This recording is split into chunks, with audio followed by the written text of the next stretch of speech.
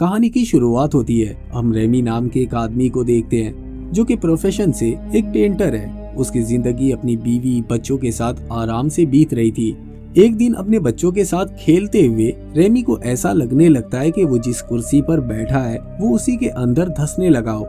वो जल्दी से खड़ा हो जाता है, लेकिन ये अजीब सी चीज उसके दिमाग में काफी देर तक चलती रहती है कि आखिर उसके साथ ऐसा क्या हो रहा था।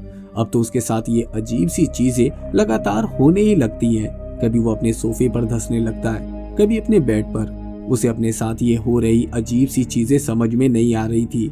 उसे लग रहा था कि ये शायद उसके दिमाग का वहम हो, शायद ये किसी तरह का हेलिसिनेशन हो। एक दिन रेमी अपने बच्चों के साथ स्टूडियो में था। गलती से वो पानी का नल बंद करना भूल गया, जिससे उसका छोटा सा स्टूडियो पानी में डूब जाता है। अब इस छोटी सी गलती की वजह से उसका पूरा का पूरा करियर बर्बाद हो गया। उसने अपनी बची कुची पेंटिंग को बचाने की कोशिश की, लेकिन उसी वक्त वो फिर से जमीन में धंसने लगा। इस बार वो खुद को उस पानी से बाहर नहीं निकाल पाता है और फिर वो किसी दूसरी दुनिया के समुंदर में पहुंच जाता है। इस दुनिया में एक नहीं बल्कि तीन सूरज थे। तभी कुछ आदिवासी उसे देख लेते हैं और वो उसकी तरफ तेजी से बढ़ने लगते हैं। ये देखकर रेमी पीछे हटने लगता है। तभी कोई उसे पानी के अंदर खींच लेता है। अगले ही पल वो अपनी दुनिया में वापस आ जाता है। रेमी जानता था कि ये सब उसका कोई सपना नहीं है। अगले ही पल वो लौटकर अपनी वाइफ को ये सब बताने लगता है, लेकिन उसकी बीवी उसकी बातों पर भरोसा नहीं करती। दरअसल उसकी बीवी का किसी और के साथ ही अफेयर था। दरअसल उसकी बीवी लूसी को अपने बॉस से प्यार हो गया था। एक ही दिन में रेमी अपने करियर और बीवी दोनों से हाथ धो बैठा था। ऐसा लग रहा था जैसे उसके ऊपर मुसीबतों का पहाड़ टूट पड़ा हो।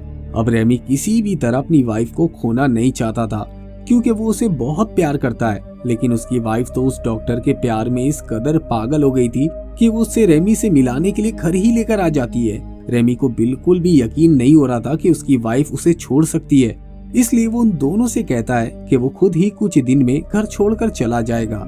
उसके बाद रेमी अपने रिश्तेदारों परिवारों के पास जाता है ताकि वो इस मुश्किल की घड़ी में उसकी मदद कर सके। वो सब उसकी बातों को सुनते हैं, लेकिन कोई भी उसकी बातों पर ध्यान नहीं देता।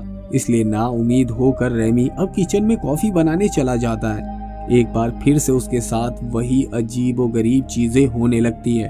घर की बिल्ली अचानक से हवा में ही ठहर जाती है। रेमी ने उसे पकड़कर इधर उधर हिलाया तो वो बिल्ली जैसे खिलौना बन गई थी।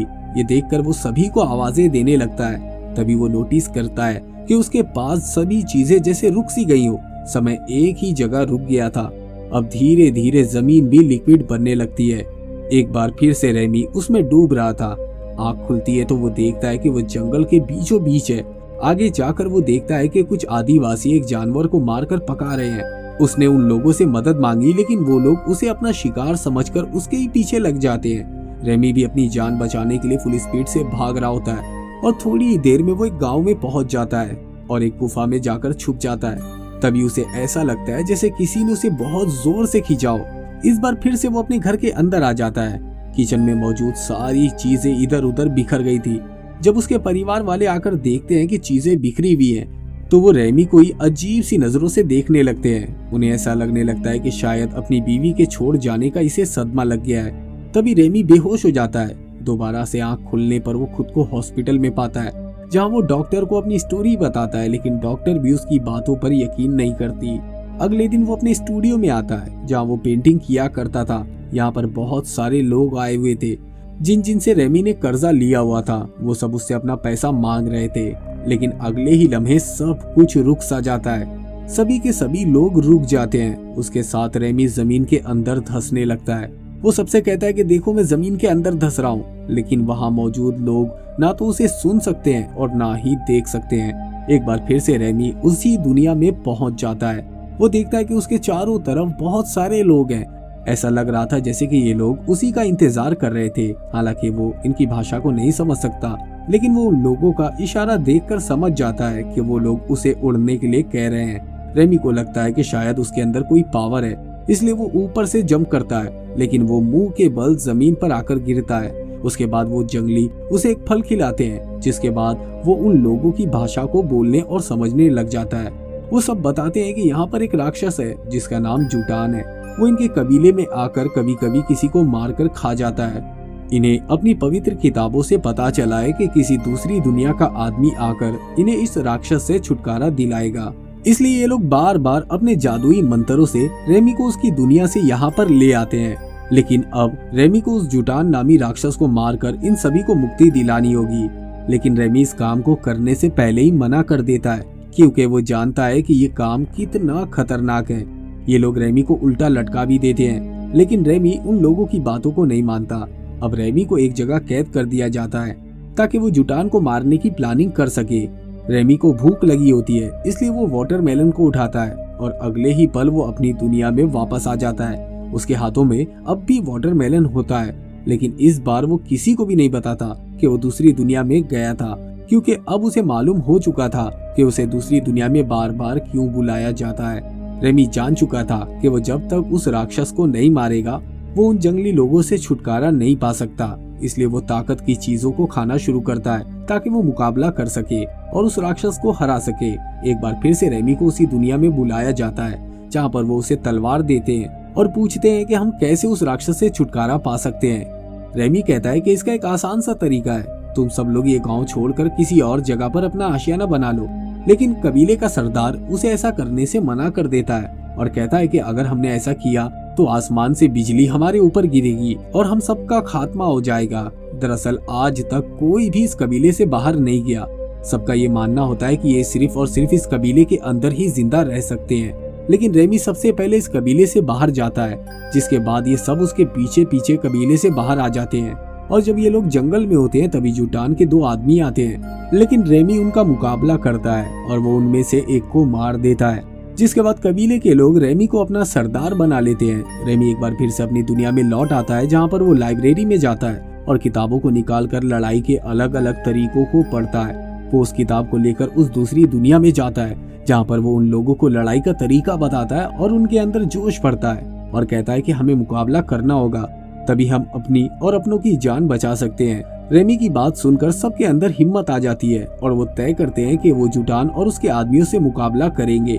रेमी एक बार फिर से अपनी दुनिया में वापस आ जाता है और रात को जब वो अपने बेटे के साथ बैठा होता है वो एक बार फिर से अंदर धंसना शुरू हो जाता है और उस दुनिया में दोबारा पहुंच जाता है, जहां वो देखता है कि कबीले के लोग जुटान के लोगों से लड़ रहे हैं और जुटान के लोगों की जीत हो रही है। इसलिए वो उन सभी लोगों को लेकर इस जगह से निकल जाता है और जुटान के लोगों को हराने का एक नया प्लान बनाता है। वो जुटान के लोगों के पास जाता है और उन सबका मजाक उड़ाता है। ये सभी लोग रेमी को मारने के लिए उसका पीछा शुरू कर देते हैं। रेमी लकड़ी के खोल के अंदर छुप जाता है और अगले ही पल सारे के सारे तीर चलते हैं जो रेमी के कबीले के लोग चलाते हैं। वो जुटान के सभी लोगों का खात्मा कर देते हैं। अब सारे कबीले वाले रेमी के आगे अपना सर झुका देते हैं। रेमी की टेक्निक और उसके जंग जीतने के तरीकों की वजह से वो लोग इस जंग को जीत गए थे।